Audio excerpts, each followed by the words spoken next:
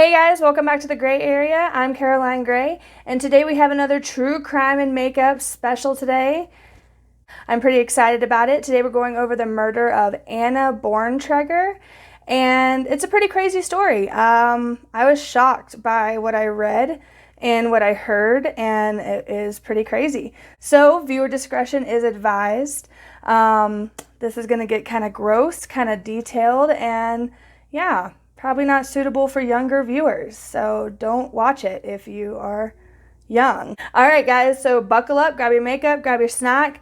Let's get into the case. So I couldn't find much history on Anna before she was married to Samuel. Samuel is her husband. I tried to find, and I couldn't find much of her story before him.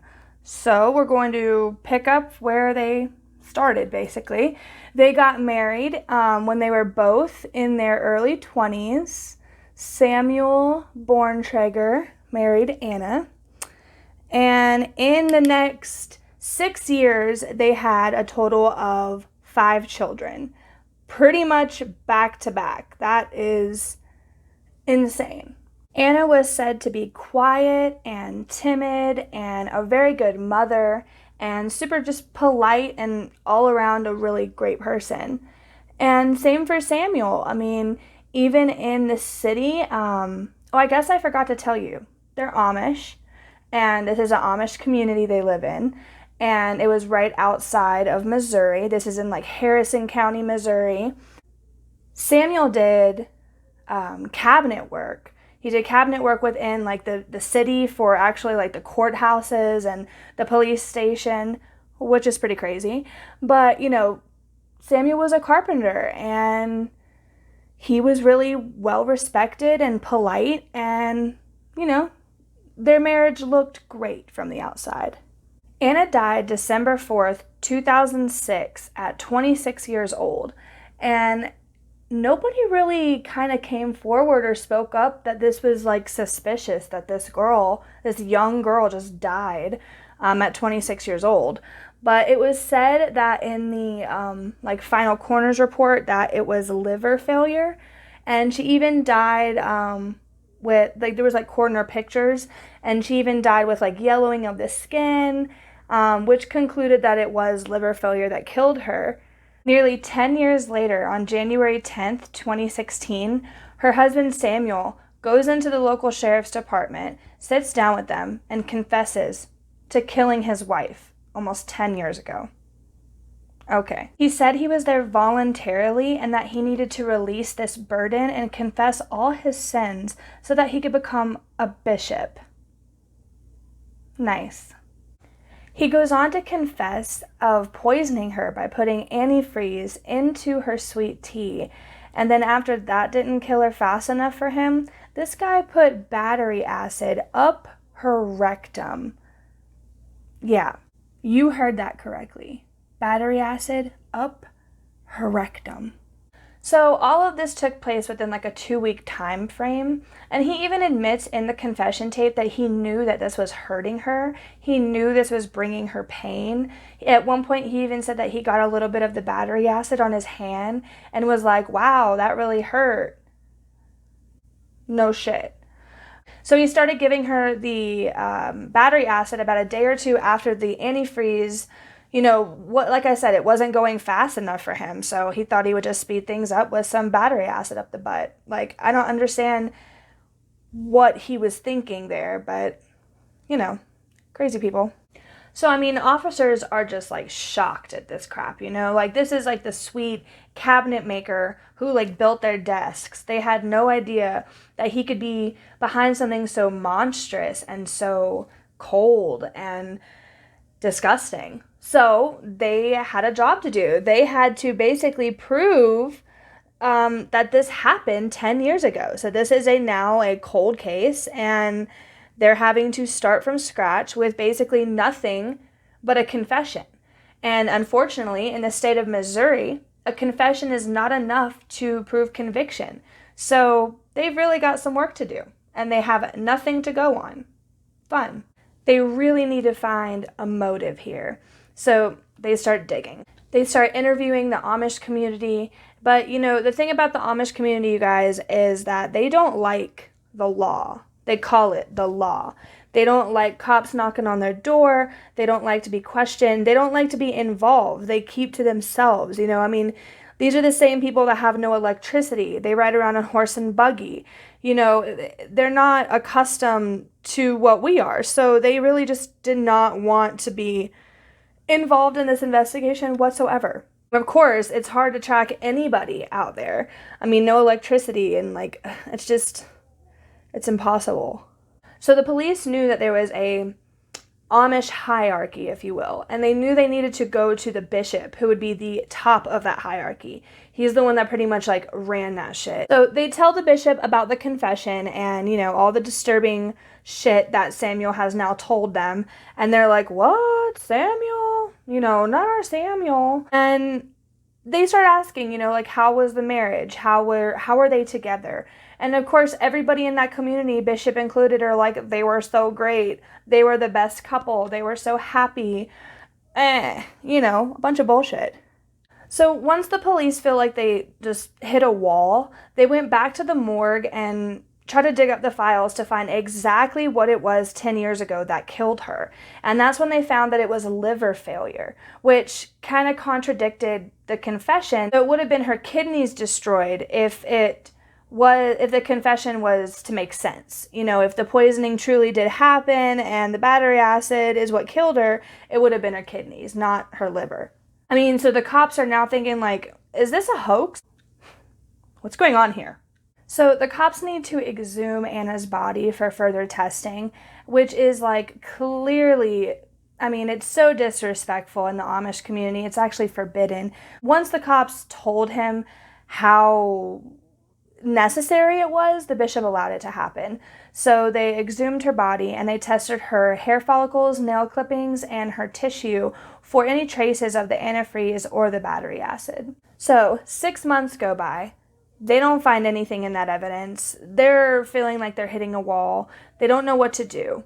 They have no leads, just this confession that is basically baloney if they can't prove it. And then they get a little break.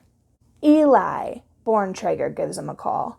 Caroline, who's Eli? You didn't say anything about this guy. I know, I'm getting to it. Eli is Samuel's brother, okay? Who, I think he, secretly loved Anna and, felt bad about what happened to her and, wanted justice for her because he came forward to the police and was like, listen, y'all need to know some shit. And I'm about to tell you. Eli starts to tell them that after her 5th baby, this girl was tired. She wore the hell out. She had 5 babies, back to back. And she was still expected to get up, take care of all 5 of those kids, and then do all her chores. And these weren't just normal, do the dishes kind of crap. This was 18th century farm chores, okay? Let this girl take a break. Think she's earned it here. In Samuel's eyes, she just wasn't recovering quick enough. So that's when Eli tells the police that's when Samuel decided he needed a maid. He needed to give Anna some sort of help with all these kids and help with the housework. And maybe help with, taking care of him. So Mary Otter was brought in by Samuel from a different Amish community in the area.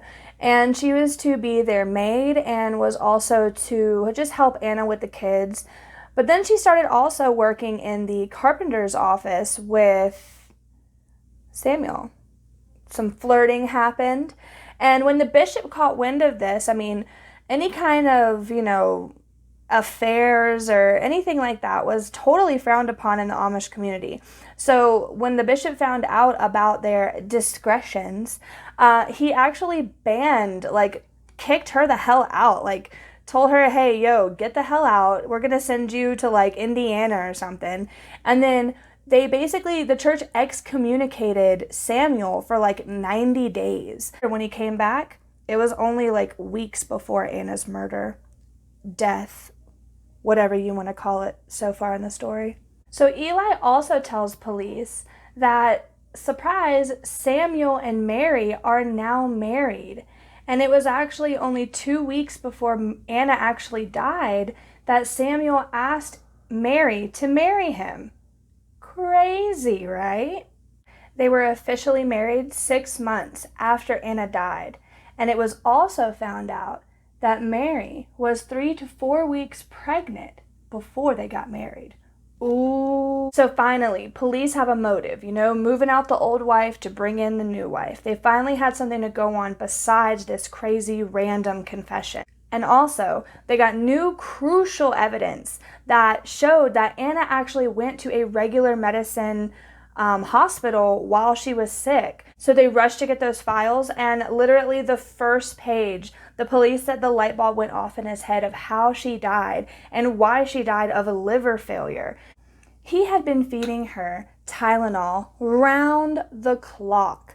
So she had extremely high levels of acetaminophen in her system, which would be the reason why she died of liver disease. Not liver disease, liver failure, and why she had yellowing of the skin when she passed. Now the cops have all of that. They have a motive. They have concrete evidence that she was poisoned. They basically take it to him straight. They're like, listen, bro, you're going to get 25 years max for second-degree murder because you did this. These are your consequences laid out before you. Get this. This guy gets a lawyer and said he wants to recant his confession because he didn't know what the consequences were of his crimes. You guys can't accept that confession because I didn't know what I was going to get in, trouble for, so sorry. No, it doesn't work like that, Samuel. So, at this point, the police department feels like they're literally about to have a monster, a killer, just slip through their hands because he's trying to recant his confession. And without that, what are they going to do?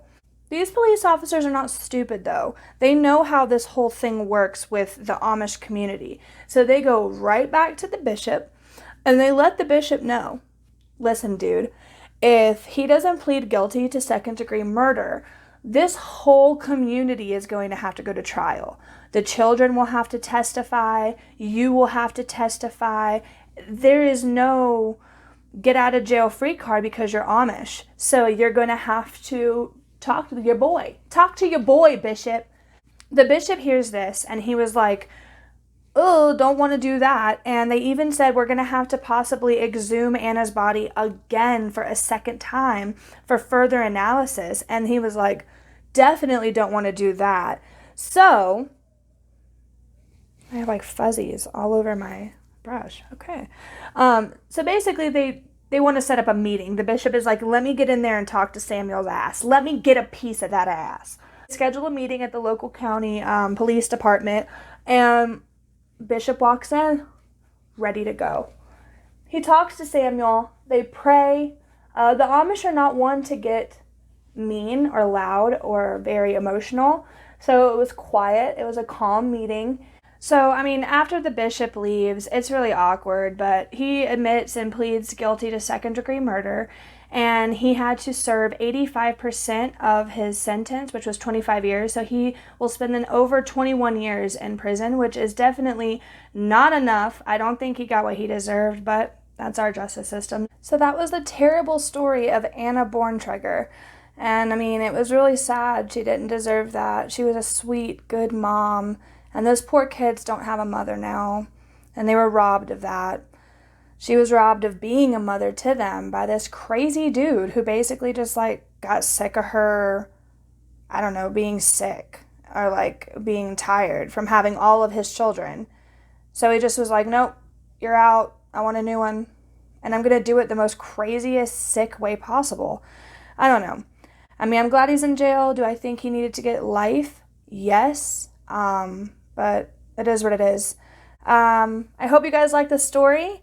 And let me know in the comment section below if you have any stories you'd like me to research and do next. I am literally loving this. Make sure you guys like and subscribe, and I will see you guys next weekend for the next true crime story. Bye, guys.